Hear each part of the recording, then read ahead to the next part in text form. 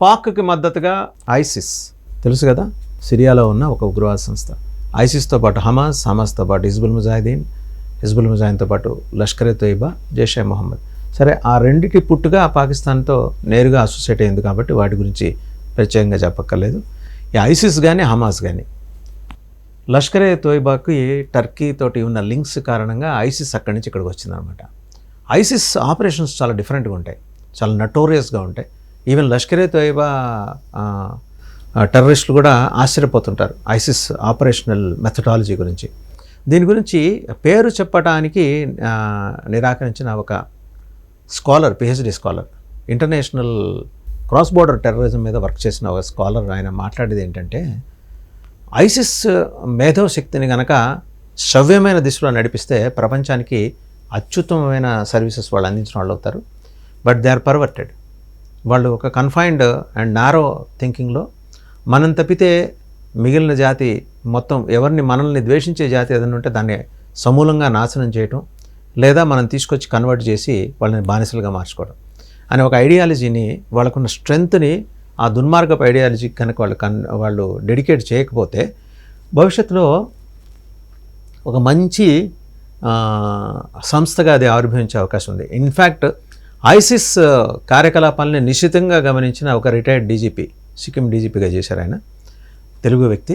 ఆయన ఒకసారి ఇంటర్వ్యూ ఇస్తూ, ఒక ఆంగ్ల దినపత్రిక ఇంటర్వ్యూ ఇస్తూ ఆయన చెప్పారు, ఐసిస్ని సవ్యమైన మార్గంలో నడిపించడానికి ప్రపంచం తన శక్తియుక్తులు కనుక వినియోగిస్తే ఐసిస్ ఒక మంచి గూడ్స్ డెలివరీ చేయగలరు ప్రపంచానికి. సరే, అది ఐసిస్ చరిత్ర. అండ్ హమాస్, ఇజ్రాయెల్ చేతిలో చావు దెబ్బ తిన్న తర్వాత కూడా హమాస్ ఇంకా లేచి నుంచునే ఉంది. హమాస్ని అంతం చేశామని ఇజ్రాయెల్ సంకలు గుద్దుకుంటుంది, కానీ అదంత తేలిక ఏ పని కాదు. వాళ్ళు ఒక విషనాగుని మొదలంటా నరికేశామనుకుంటారు, కానీ ఆ విషనాగుకున్న లక్షణం ఏంటంటే ఆ తోక కొట్టుకునే తోక నుంచి తిరిగి ఇంకో ప్రాణం కూడా పోసుకోగల దక్షత, ఆ నేర్పరితనం ఆ విషనాగ్కుంది. అలాంటిదే మన మాట్లాడుకోదలుచుకుంటే ఈ హమాస్ అనమాట. ఇవాళ హమాస్, ఐసిస్, హిజ్బుల్ ముజాహిదీన్, లష్కర్ ఎ తోయిబా అండ్ జైషే మొహమ్మద్, ఈ 5 సంస్థలు కేవలం కాశ్మీర్లోనే కార్యకలాపాలు నిర్వహిస్తుందని చాలామంది అనుకుంటున్నారు. ఈ 5 సంస్థలకు చెందిన, టు అవర్ అస్టానిష్మెంట్స్, ఈ 5 సంస్థలకి చెందిన అనుబంధ విభాగాలు ఈరోజు హైదరాబాద్లో ఉన్నాయి. ఆశ్చర్యపోతారు ఎవరైనా తెలుసుకుంటే. దగ్గర ఈ 5 సంస్థలకి సంబంధించి స్లీపర్ సెల్స్ కనీసం 570 మంది వరకు ఉన్నట్టు ప్రాథమిక సమాచారం నిఘా వర్గాలకి. రా దగ్గర కానీ, ఐబీ దగ్గర కానీ, లేకపోతే లోకల్ పోలీస్ దగ్గర స్పష్టమైన సమాచారం, నిర్దిష్టమైన సమాచారం ఉంది. బట్ లోకల్ పోలీస్కి ఇక్కడున్న పొలిటికల్ పార్టీస్ తోటి ఉన్న అబ్లిగేషన్ వల్ల వాళ్ళు రివీల్ చేయరు అది. But whereas IB, NIA, National Investigation Agency, Intelligence Bureau, as well Research and Analysis Wing, వీళ్ళందరి దగ్గర ఈ సమాచారం ఉంది. ఇక్కడ మనం గమనించాల్సిన విషయం ఏంటంటే ఇప్పుడు ఇవన్నీ కూడా ఏంటంటే పాకిస్తాన్ కోసం పనిచేస్తున్నాయి. ఇది చాలా ప్రమాదకరమైన పరిస్థితికి దక్షిణాసియాలో దారి తీయవచ్చు. అండ్ యురేషియా దాకా విస్తరించింది. అంటే యూరప్, ఏషియా కలిసి ఉన్న ప్రాంతం, చైనా పైన ఉంటుంది, రష్యాతో కలిసి చైనా పైన ఉన్న యురేషియా, ఆ ప్రాంతానికి కూడా వీళ్ళ ఉగ్రవాద లింక్స్ కనెక్ట్ అయి ఉన్నాయి. ఇప్పుడు వాళ్ళందరూ ఏంటంటే వాళ్ళ శక్తియుక్తులన్నీ తీసుకొచ్చి పాకిస్తాన్లో ధారపోస్తున్నారు. సరే, అది యుద్ధం అంటూ జరిగితే వాళ్ళు ఎట్నుంచైనా పెట్టరే కావచ్చు. ఇప్పుడు ఇందాక ఆల్రెడీ మనం మాట్లాడుకున్నట్టు ఏంటంటే శ్రీలంక చేరుకున్నది ఆయన హఫీజ్ సయ్యద్. శ్రీలంక చేరుకొని అక్కడ ఎల్టీటీఈలో మిగిలిన అవశేషాలతో మాట్లాడుతున్నాడు. అలాగే నార్వేలో ఉన్న ఎక్స్ట్రీమిస్ట్ గ్రూప్స్ కూడా అక్కడ పనిచేస్తున్నాయి. వాళ్ళందరినీ కూడగట్టుకొని వాళ్ళకి అక్కడ శ్రీలంకలో ఉన్న అడ్వాంటేజ్ ఏంటంటే అది పూర్తిగా చైనా కంట్రోల్లో ఉంది. ఈరోజు పూర్తిగా చైనా కంట్రోల్లో. రోడ్ బిల్ట్ ఇనిషియేటివ్ కావచ్చు, ప్రాజెక్టులు కావచ్చు, పోర్ట్లు కావచ్చు, ఇవన్నీ చైనా కడుతుంది. అక్కడ శ్రీలంకకి అప్పిచ్చి కట్టిస్తోంది లేదా కడుతోంది. ఆ అప్పు శ్రీలంక కొన్ని 100 సంవత్సరాల తర్వాత కూడా తీర్చలేనంత అప్పిచ్చింది. సో న్యాచురల్గా శ్రీలంక భూభాగం మీద చైనాకి ఆధిపత్యం వస్తుంది. ఆ ఆధిపత్యం ఆల్రెడీ వచ్చేసింది కాబట్టే సేఫ్ జోన్ అని చెప్పేసి శ్రీలంకకి హఫీజ్ సయ్యద్ ఆయన పారిపోయాడు, లేదా స్ట్రాటజిక్గా అక్కడికి చేరుకున్నాడు. ఇది అక్కడికి చేరుకోవటం వల్ల శ్రీలంక పౌరజీవనానికే అంతరాయం అని అనుకుంటున్నామేమో. మనకు గుర్తుండే ఉంటుంది, శ్రీలంకలో కొలంబో బీచ్లో ఒకసారి ఒక పెద్ద స్టార్ హోటల్లో భీకరమైన దాడి జరిగింది. అటువంటి ఎన్నైనా జరగచ్చు రేపు పొద్దున. అండ్ శ్రీలంకను ఎంచుకుంటానికి గల కారణం ఏంటంటే అక్కడ బుద్ధిజం ఎక్కువ ఉంది. బుద్ధిస్టుని టార్గెట్ చేస్తారు. కొద్ది గొప్ప హిందూస్ ఉన్నారు, సింహళీలో కొద్ది గొప్ప హిందూస్ ఉన్నారు. హిందూస్ టార్గెట్ అవుతారు అక్కడ. అండ్ టూరిస్టులు టార్గెట్ అవుతారు. Sri Lanka is the most beautiful country. టూరిస్టులు టార్గెట్ అవుతారు. సో ఆ రకంగా ఏంటంటే శ్రీలంక ఎకానమీ కుదేలైపోతుంది. అలా అవటం కూడా పాకిస్తాన్కి కావాలి, చైనాకి కావాలి. పూర్తిగా కుదేలైపోతే చైనా పూర్తిగా తన కంట్రోల్లోకి తీసుకుంటుంది. రేపు పొద్దున జీపింగ్ చెప్పినట్టు శ్రీలంక ప్రధానమంత్రి, శ్రీలంక ప్రెసిడెంట్ నడుచుకోవాలి. భారతదేశంతో మీకున్న ట్రేడ్ రిలేషన్స్ తెంచుకోవాలంటే తెంచుకోవాల్సిందే. భారతదేశం నుంచి వచ్చే పర్యాటకుల్ని అనుమతించదంటే అనుమతించకూడదు, అంతే. సో ఆ సేఫెస్ట్ ప్లేస్ ఏంటంటే భారతదేశాన్ని ఏదో రకంగా హ్యూమిలియేట్ చేయాలి. వాళ్ళ పౌరుల ప్రాణాలని మనం ఎప్పుడూ కూడా వాళ్ళకి భద్రత లేదనే ప్రచారాన్ని ప్రపంచానికి తెలియజేయాలి. టూరిస్టులు రాకూడదు, వచ్చినా చంపేయాలి.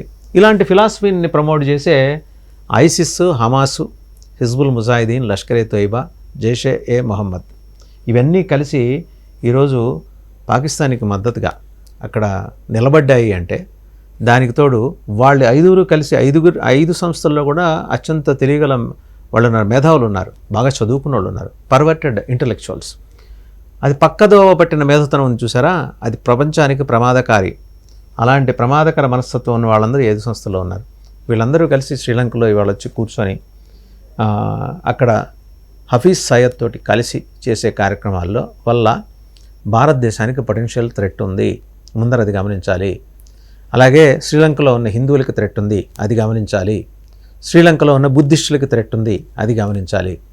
అండ్ మరే ఇతర ధర్మాన్ని అంగీకరించిన ఈ 5 సంస్థలు ఎటువంటి దాడులకు తెగపడతాయో తెలియని ఒక విచిత్రమైన గందరగోళమైన పరిస్థితి శ్రీలంకలో ఉంది. ప్రిపేర్డ్నెస్ అనేది శ్రీలంకలో లేదు. ఎందుకంటే ప్రభాకరన్ని ఎదుర్కోవడానికి కూడా వాళ్ళకి ఇండియా నుంచి వచ్చి సాయం చేసిన వాళ్ళు ఉన్నారు.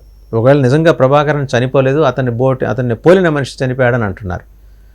సరే, ప్రభాకరన్ జీవించి ఉన్నా అతను వృద్ధాప్యంలో ఉన్నాడు కాబట్టి ఇవాళ కొత్తగా చేయగలిగింది ఏం లేదని మనం నిబ్బరంగా కూర్చోడానికి లేదు. అతని బుర్ర బాగానే పనిచేస్తుంది. ఒకవేళ బతికుంటుంటే ప్రభాకరన్ బ్రతికే ఉన్నాడు అని కాసేపు అనుకుంటే అతని బుర్ర పనిచేస్తుంది. ఆ బుర్రకి కావాల్సినన్ని ఐడియాలు ఉన్నాయి ఆ బుర్రలో. అవి హఫీజ్ సయ్యద్కి షేర్ చేసుకుంటే ఆ 5 సంస్థలు ఎగ్జిక్యూట్ చేస్తాయి. భారతదేశంలో కీలకమైన వైటల్ ఇన్స్టాలేషన్స్కి సంబంధించి, ప్రత్యేకించి తమిళనాడులో ఉన్న వైటల్ ఇన్స్టాలేషన్స్కి సంబంధించి ఇతనికి సమాచారం ఉంది.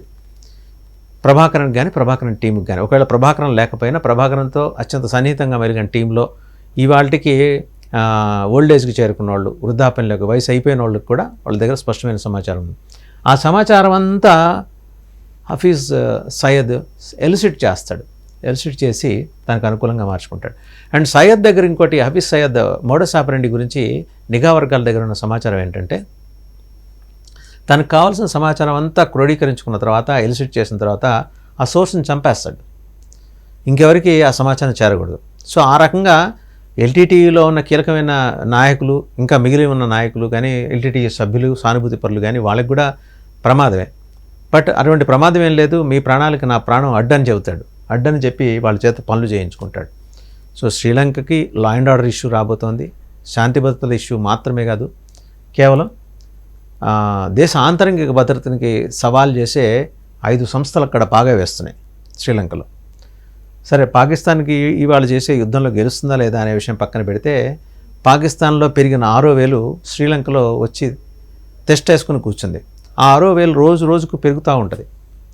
పెరిగి రేపొద్దున ఆ వేలుతోటి చిదిమేస్తుంది శ్రీలంక సార్వభౌమాధికారాన్ని, శ్రీలంక జాతి యొక్క సంస్కృతి యొక్క లక్షణాలన్నీ, మంచి లక్షణాలన్నింటినీ చిదిమేస్తుంది.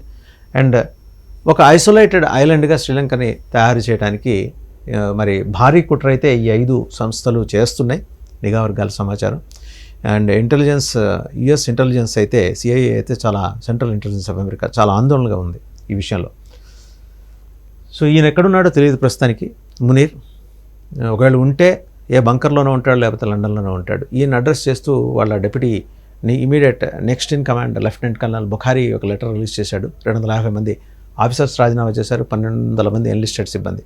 అది నిజమా ఫేకా అనే దాని మీద, అసత్యం అనే దాని మీద చాలా సందేహాలు ఉన్నాయి.